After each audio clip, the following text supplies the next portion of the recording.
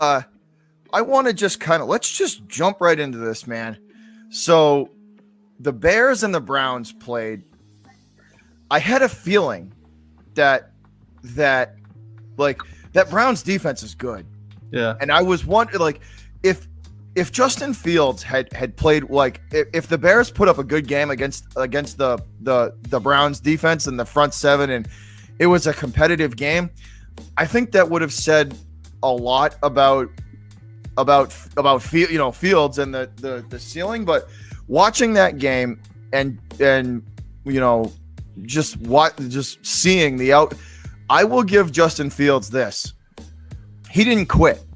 No. From pillar to post, from first to last whistle, the kid never quit. He was still trying, giving 110% all the way through. So I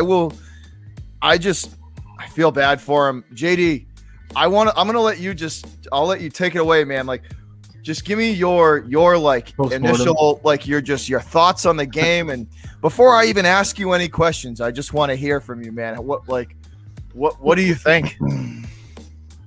I have a lot to say. I have a lot to say about that game. That was quite the game.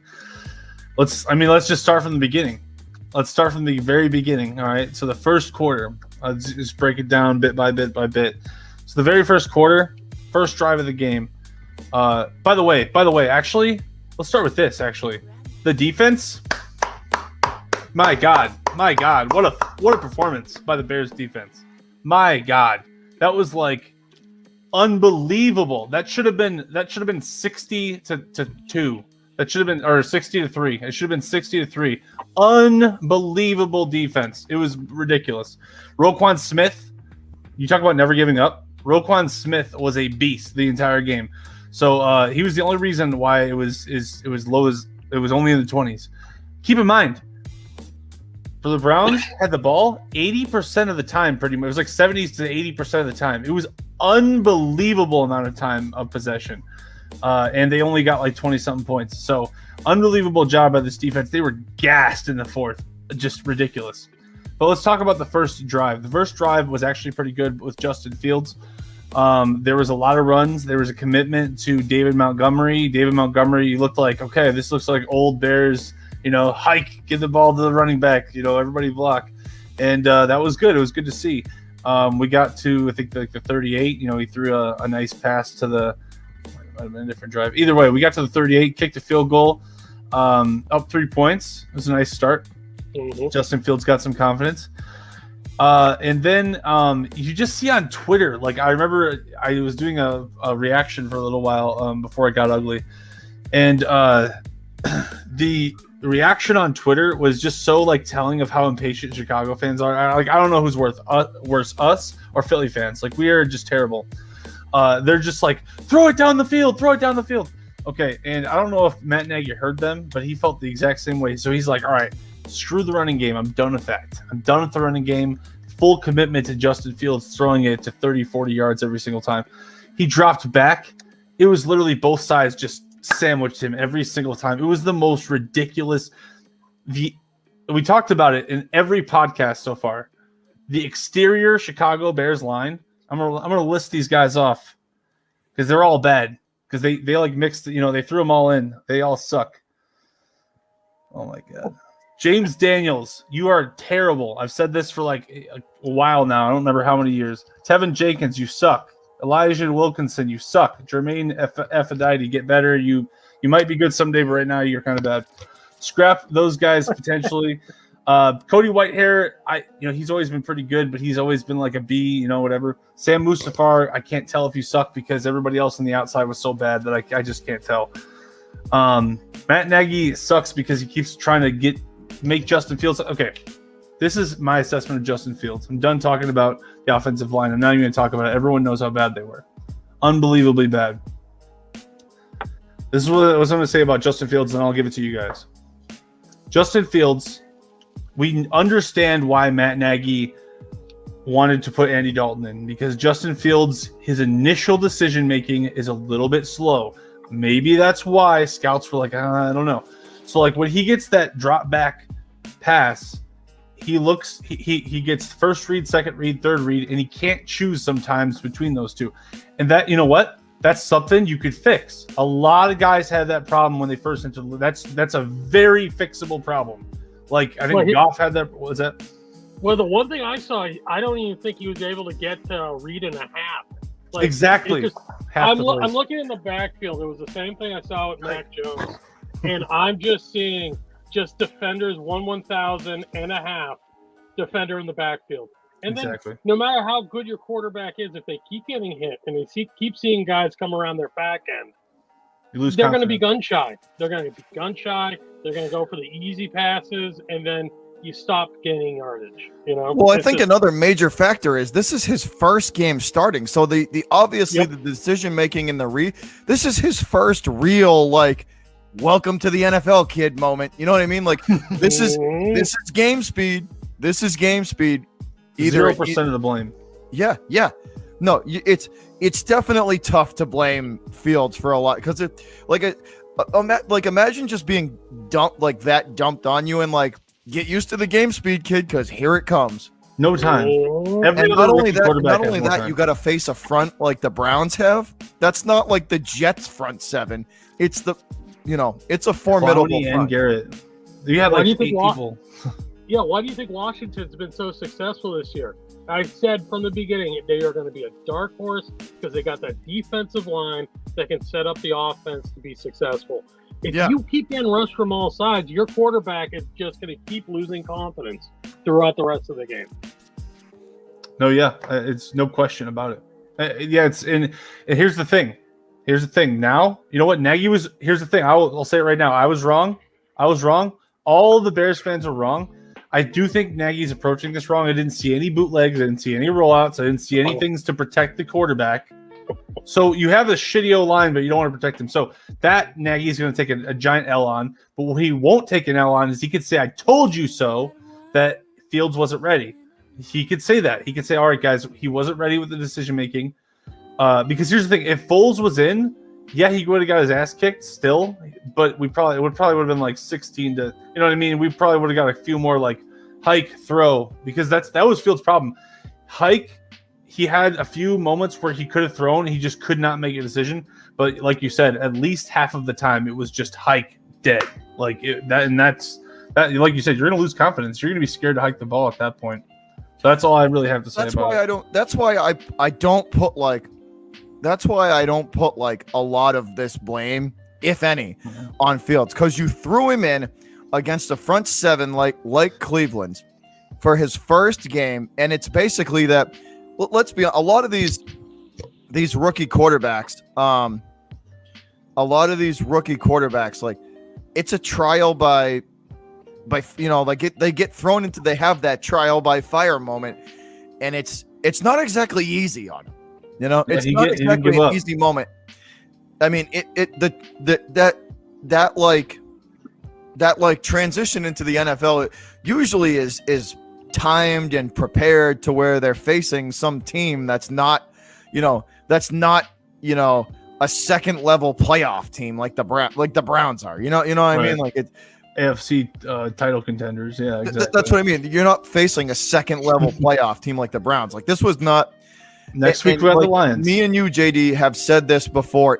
And Ross, we know from watching the Patriot game, if your O-line is not up, if you have a bad O-line and a nervous quarterback and a rookie quarterback, that is a recipe for disaster. It was the worst O-line game since 2005. So I think somebody said statistically in some measurements.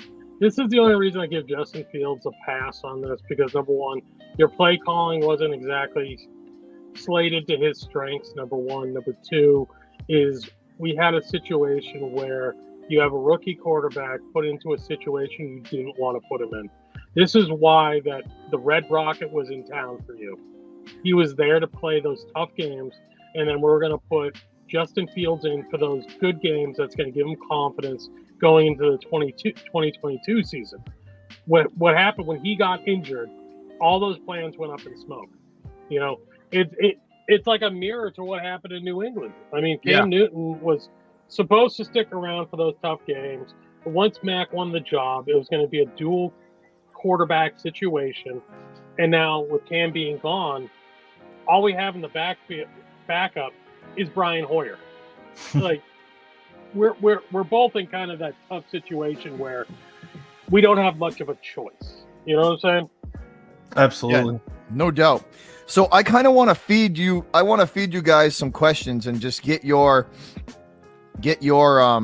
opinions and thoughts on them. So we already talked about one of them, that Justin Fields as the QB1, and the thoughts on him. And I think we can all agree that the potential's there. I think there is potential to work with there. You just got to put him in a position to succeed. There was this one throw. It was towards the end of the game. I don't remember exactly the time, but it was dropped. I think it might have been Mooney, or it could have been, I don't remember who it was. Either way, there was double coverage, guys right in front of him. Fields threw it like right into this needle, and I was like, dude, that was one of the most accurate throws. Like that was like threaded the needle, right? Whew. I was like, dude, if you can just do that every week, this O-line eventually, it'll get better someday. You know what? If we spend the next 3 seasons just investing in just every draft pick, offensive line and cornerback, I don't even care, man, anymore, because we have everything else. Great. What do you call it? Linebackers. Yeah. Anyway, I'll let you get back to your questions, but man, this game, I have too many things to say. All right, so the next question, or next kind of topic I want to hit on, JD, the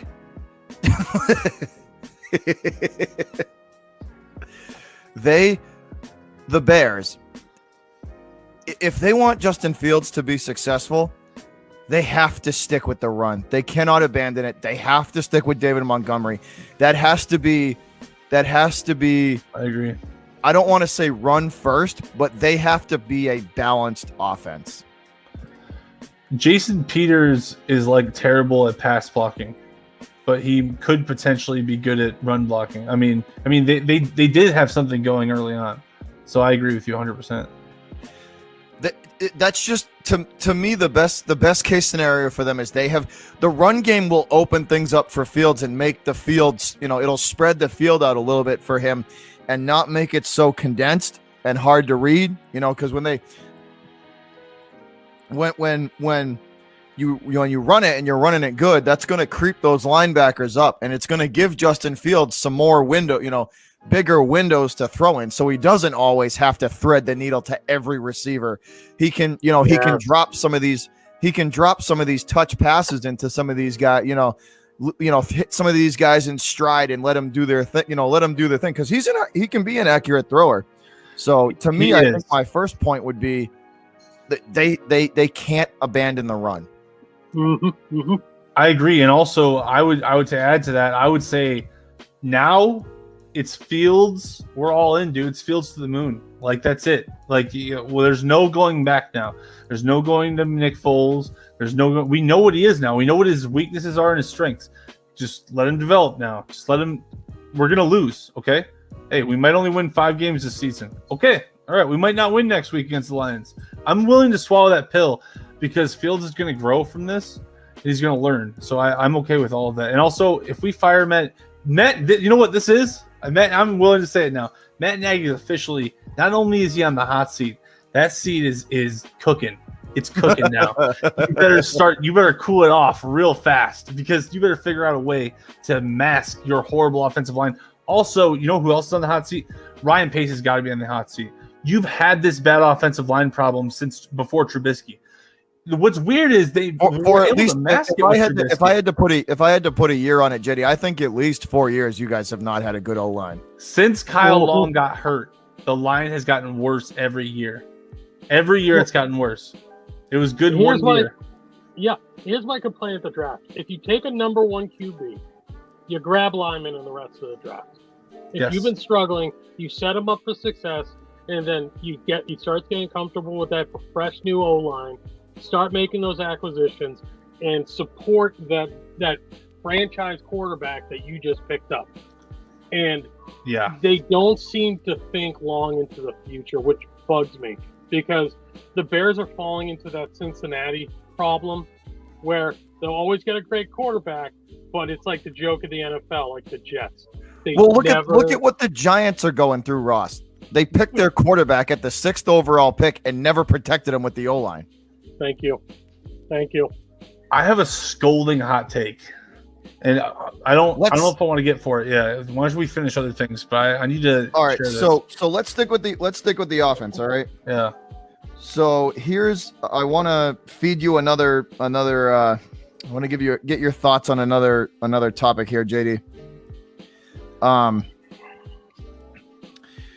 The second probably most important thing for me is once again your center played very well, but the tackle positions for you, I mean, it seemed like every time Fields was getting hit, it was from around it was either from the tackle or around the end. Every time. Everything came off the edge, and the Bears could not stop it. Even when they chipped, even when they left a tight end to chip and then go out on a road, it still didn't matter. Like that's a big issue, because if that throws a quarterback's timing off, and especially for Fields, like the NFL is based on timing, man. It's you got to hit you got to hit. Sometimes you got to throw to a spot, and it's got to be a timing spot. And if Fields isn't getting the time, it's not going to be good for him. Those tackles have got to step up.